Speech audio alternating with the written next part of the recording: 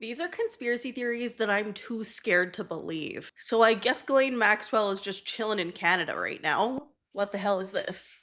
Ghislaine? Do I know you?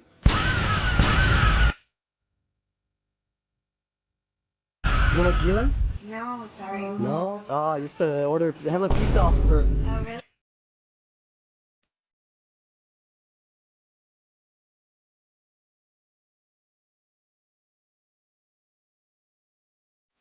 Here's the thing, is that's clearly Ghislaine Maxwell's face. Is the original poster of this did end up posting on Instagram being like, hey, like this was face swap, like it wasn't meant to be serious, whatever. But then allegedly he also said that he was like threatened if he didn't say that it was fake. And I don't really know because I personally don't think it looks like AI that much, but I'm also like AI is just getting better and better. But when I watched the video, scrubbing the entire video, and I really feel like I don't see a face app. I feel like I really don't see a face filter on it, but I could definitely be wrong. But let's pretend this video is real. What the hell? If that video is real, I do not care what anyone says. That's not a doppelganger. That is Ghislaine Maxwell. Like 100,000%, allegedly. I think that that's her. And there's a couple of reasons why. So, for one, she's in Quebec.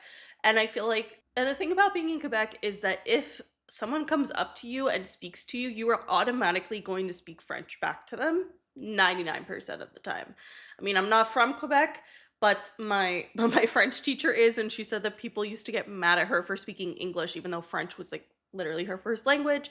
Anyway, I also saw a lot of comments about that being like she wouldn't have reacted in English.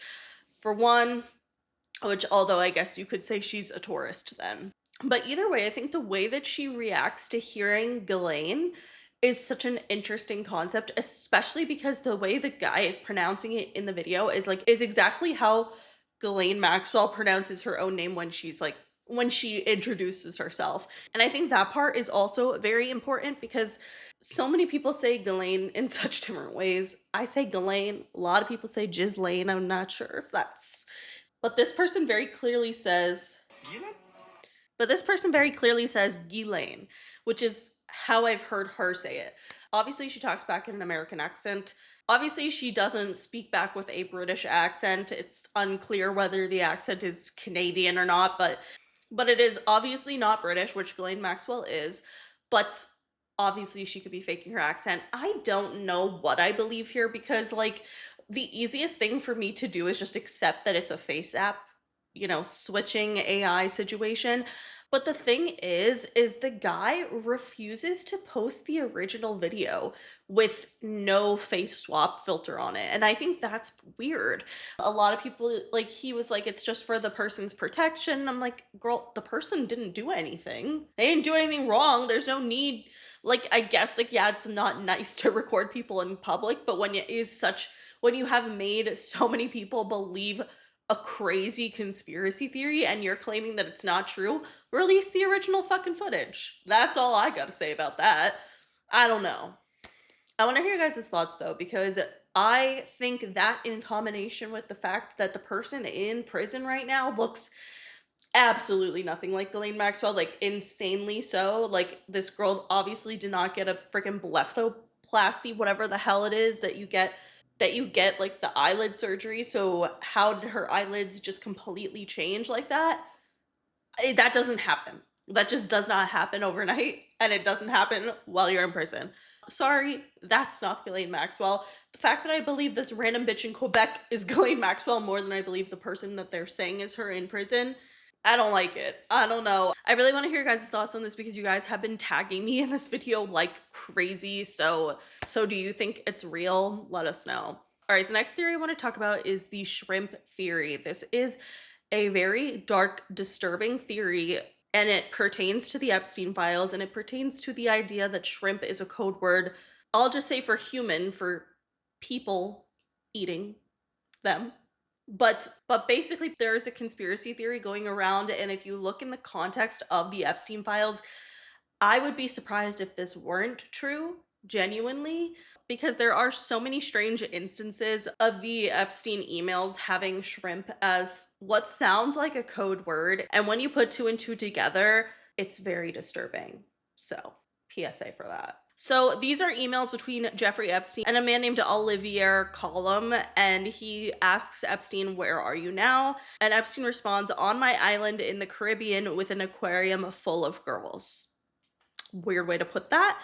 Then he talks about how the king of Saudi Arabia has a few white sharks in his Jeddah palace. "I totally prefer yours. Sure, I would enjoy the view," which just sounds weird because he literally said an aquarium of girls. I don't know. It just, whatever. Just let's, I don't know. It's strange.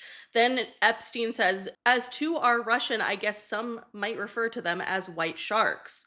And then the guy responded, "As long as you don't have any hammerhead ones, I like white sharks." And then Jeffrey Epstein wrote, "No, some are like shrimp. You throw away the head and keep the body."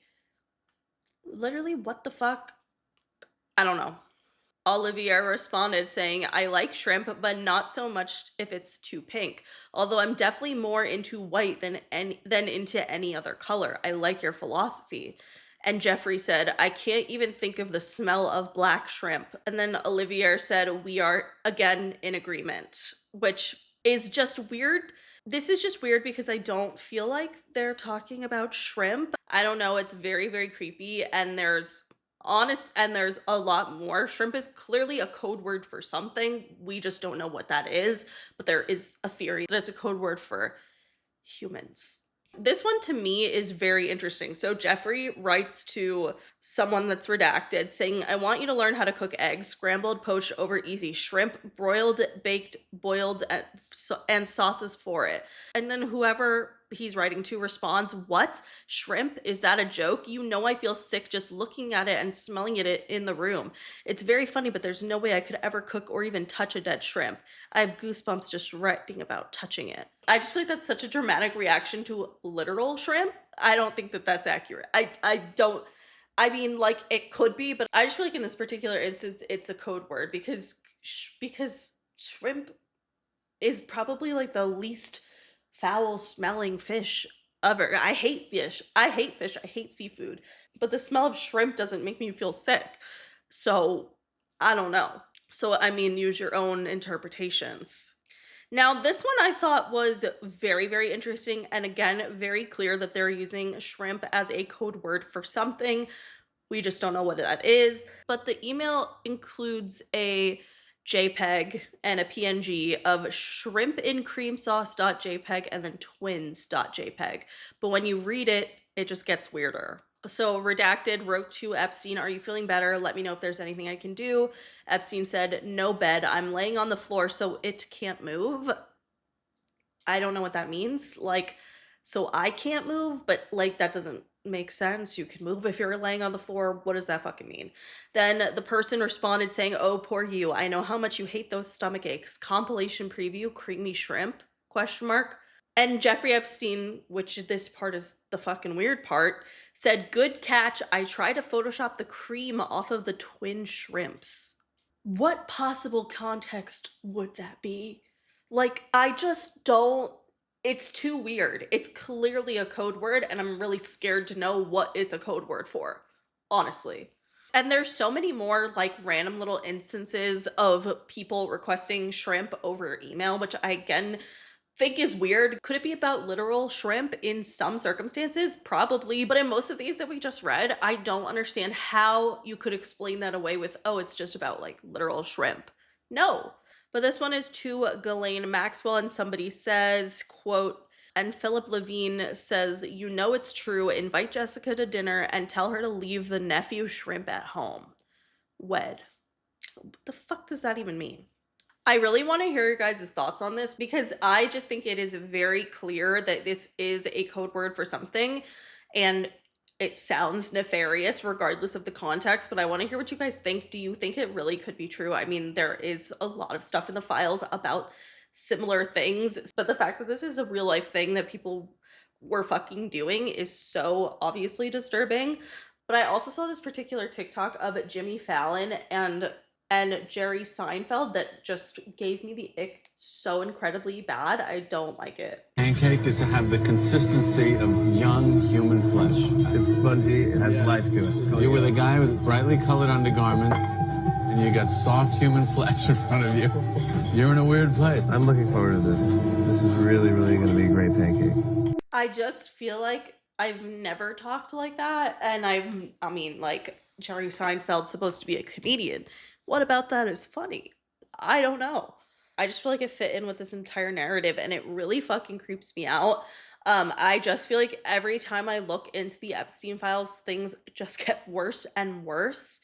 Genuinely, honestly, there's so much shit I can't even put here on YouTube because obviously there are a lot of sensitive topics that YouTube wouldn't let me talk about. But I have been talking to my members only crew, and I think I'm going to start doing a series on my members only where we go through like different parts of the files that like I wouldn't necessarily be able to talk about just like on a main video, if that makes sense. So let me know if that's something you would like. So I'm thinking of starting a series of like member videos where we go through and analyze different parts of the files, like all of it, do a deep dive. Speaking of Jeffrey Epstein disturbing me even more than I thought was possible, let me know. Actually, I would like Disney to let us know, whatever that means. The company itself, I guess. Tell me why in 2013 Jeffrey Epstein is emailing Lawrence Krauss about Disneyland, about going to Disney. They're talking about getting tickets to Disney World, and Jeffrey responds saying, "I have special access, don't worry." Lawrence wrote, "Why am I not surprised?" And then he said, "Can we talk sometime this week about other stuff?" And Jeffrey wrote back saying, "Won't be able to tell you until the new year." So my question is, why is a convicted felon at this point? This is 2013. Jeffrey Epstein had been already convicted of essaying a 14-year-old girl in the state of Florida, you know, where Disney World is.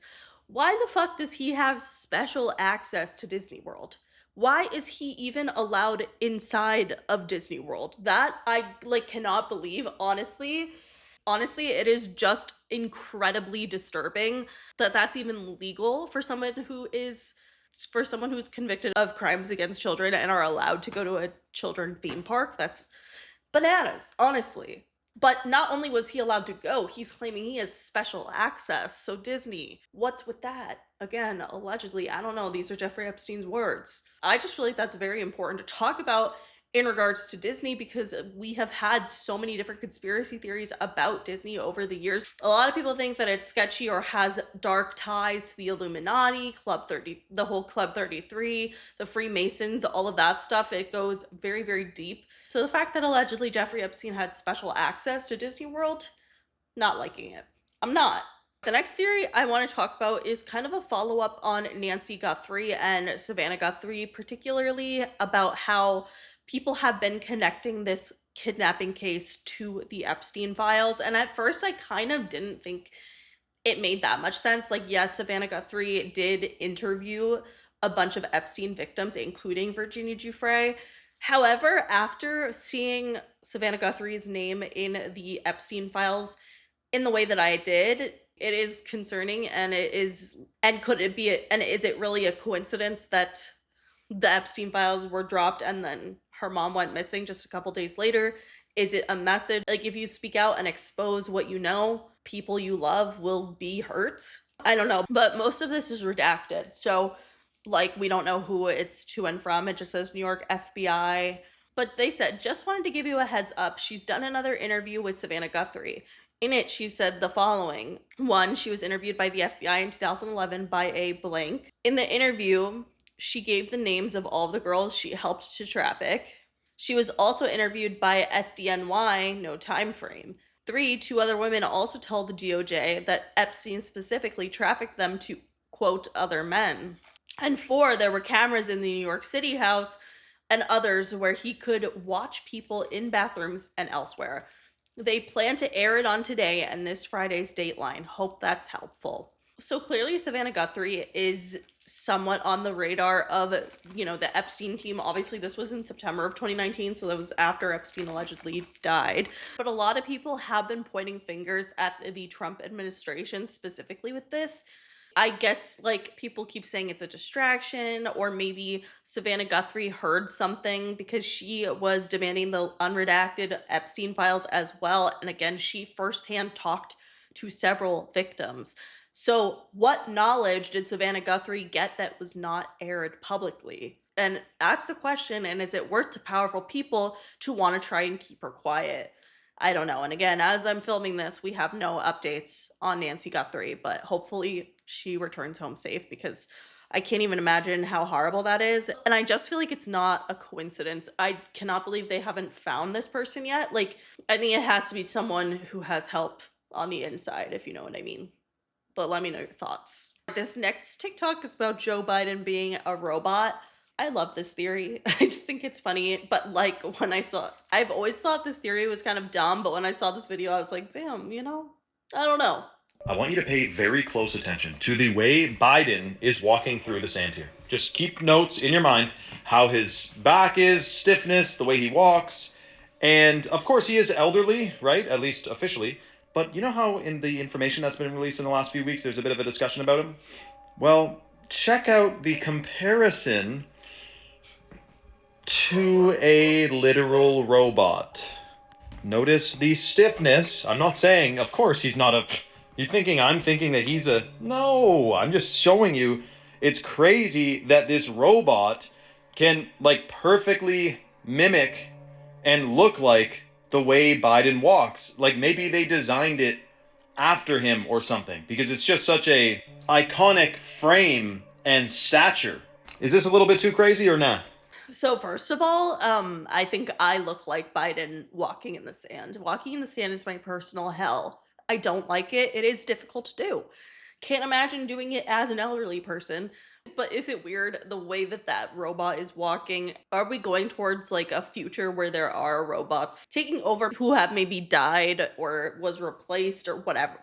Are we leading into a world where there are celebrities and politicians who die and then are replaced with robots? Probably. Do I think this is proof of it? I don't know. I want to hear you guys' thoughts because I honestly thought it was kind of funny. And also, like, girl, have you ever fucking walked through sand? Because, yeah, it is like that. It is that hard. The next theory I want to talk about has to do with the Wayfair conspiracy theory. We have seen so many people over the years have talked about the conspiracy theory that Wayfair is secretly being used as a website tool to traffic children and to traffic missing children. Like, there will be missing children with very specific names, and then there will be a cabinet or some sort of piece of furniture that shows up with the same name for like $30,000, which what the hell is that? I don't know. So it's obviously been a long-running conspiracy theory that Wayfair has some sort of ties to human trafficking. I'm not saying that it's true, but what I will say is that Wayfair does come up in the Epstein files. And this is what I found interesting. So Jeffrey Epstein receives an email saying, "Hi Jeffrey, Woody, as in Woody Allen, has been eyeing these chairs for his birthday. He wanted a set of 6 pairs for 12 chairs total." And it's a link to wayfair.com/furniture. And it's a link to some Wayfair French bistro folding side chairs. They said the total is $1,799.94, and there's free shipping on Wayfair right now. Please feel free to email with any questions. The reason this is so fucking weird is people with Woody Allen and Jeffrey Epstein type of money do not order furniture from Wayfair. Sorry, that's just the way that it is. They do not. Is this being used as some sort of a network for human trafficking? I don't know what I believe here, but I'll say it's weird as hell because there's no way in hell Woody Allen's like, yeah, I really want these chairs from Wayfair that are like only $1,700, which I'm not only, like, obviously that's ridiculous. But when you're that rich, like, your furniture is custom made. Your furniture is expensive. Like, why the fuck would he want chairs from Wayfair? What is that? I don't think that I have not heard a lot of people talk about this. I've seen a few TikToks on it. And it freaking scares me because once again, I think it is very likely that it could be code for something and not liking that. I don't know I don't know. And the fact that there already is this conspiracy theory about Wayfair, it makes you wonder, could the earlier conspiracy theories about people using Wayfair to traffic other humans be true? I don't know. I'll leave that up for you to decide. I really want to hear your guys' thoughts on this because honestly, I don't even know what it means exactly, but all I know is for sure, first of all, why would Jeffrey Epstein be buying Woody Allen furniture for his birthday? Second of all, even if he was, you think he is buying him Wayfair furniture?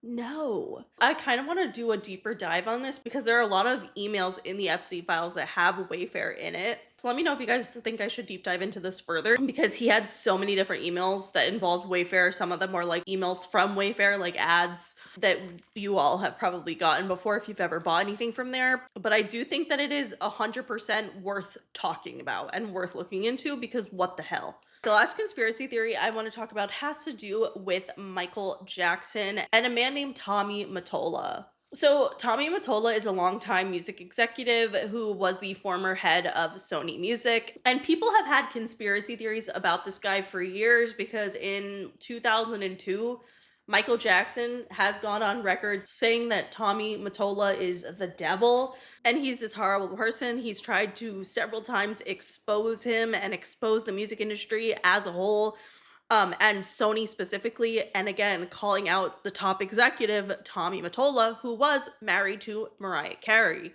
which, according to Michael Jackson, Mariah Carey corroborated a lot of this information that he's saying. So, guess who Tommy Mottola ties to? None other than the fucking Epstein files.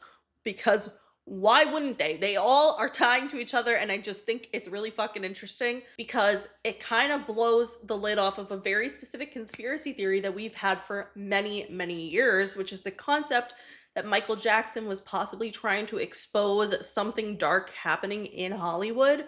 And because he did that, they immediately attacked him and tried to make him look guilty for similar crimes, if that makes sense. Obviously, we all know what Michael Jackson has been accused of. I'm not going to say whether or not I believe it because obviously, like, I was not there. I don't know for sure that he didn't hurt anyone, but what I will say is there seems to be a lot of evidence that he possibly was being kind of set up in a way. So there is this really big conspiracy theory that Michael Jackson was someone who was actually trying to protect children in Hollywood. A lot of kids who worked with him, like Macaulay Culkin and Aaron Carter and Corey Feldman, have all said that Michael Jackson was completely innocent. And again, just because Michael Jackson didn't hurt those kids doesn't mean that he didn't do that to other people. But just to state the obvious. But this is a theory that I've found to be very, very interesting because it's not just Macaulay Culkin and Aaron Carter and Corey Feldman being like, oh no, Michael Jackson never did anything to us. Like, I don't know what he did to other people or if he did, but he was always nice and didn't do anything bad to us at all. It's not just that. It's the fact that Aaron Carter has specifically made statements about how the FBI was at his house waiting for him to come home from Michael Jackson's house, begging him along with his mother to tell them the truth about what happened with Michael, to tell him that Michael hurt him. And Aaron was obviously confused because he had never been hurt by Michael Jackson before. And so it was very weird that the FBI was approaching him, trying to get him to tell the truth about Michael Jackson. And this isn't the first time this has happened because Corey Feldman talks about the same thing. He really was trying to expose people who actually abused him in Hollywood. And the LAPD allegedly only cared about getting dirt on Michael Jackson, and they didn't care about any of the perpetrators that Corey Feldman was exposing at the time, which is just so crazy and ridiculous, which is just so fucked up. But basically, the conspiracy theory here is that maybe because Michael Jackson fucked with Tommy Mottola, who is, like, again, an executive at Sony, really high up in the music industry, that is the reason why all of these allegations were then put on him, when in reality, maybe Michael Jackson was trying to expose something bigger. And now that we know Tommy Mottola and Jeffrey Epstein were friends and were in contact and he's very much in the files, I kind of think this theory could be true. So on December 25th, Merry Christmas, 2017, Jeffrey Epstein wrote to Tommy Mottola, 0, you are safe. And Tommy Mottola responded saying, you're sure I don't have to do anything, just shut up and lay low. And Jeffrey Epstein responded to that saying, sure. Clearly that's indicative that he is doing something. He's involved with some sort of shady business that Jeffrey Epstein was involved in. And, Jeffrey was being investigated during that time, obviously what ended up leading to his 2019 arrest. So it is very concerning that he was like messaging Tommy Mottola, like, just shut up and keep quiet, lay low, everything's gonna be fine. I don't like that. And especially with the accusations that Michael Jackson had against him, saying that this man was the devil. Like, I feel like you have to be another level. Like he was definitely calling him a racist, calling him crazy. Like, Michael Jackson's language here was not subtle at all. He literally was saying that Tommy Mottola was a racist and was literally the devil. I don't know. Now that he's posting up being involved with Epstein, I don't fucking like that. I don't.